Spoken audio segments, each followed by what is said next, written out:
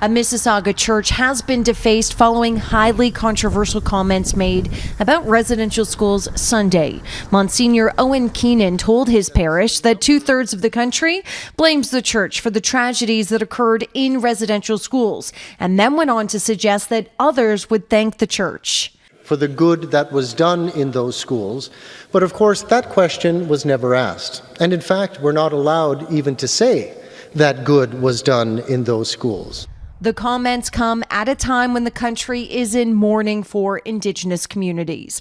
Last month, the remains of 215 children were discovered at the former Kamloops Indian residential school site in BC.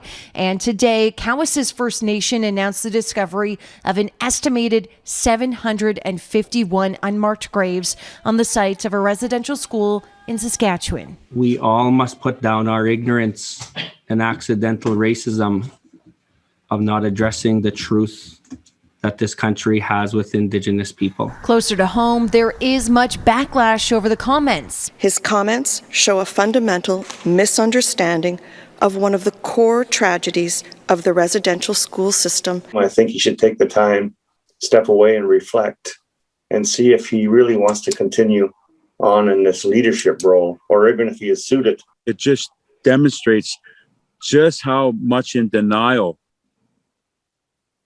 and how mentally unstable the church is today in this country. In a written statement, the priest says he regrets that residential schools existed, writing, "I am deeply sorry, embarrassed, ashamed, and shocked at the revelations of abuse, destruction, and harm done in residential schools across the country."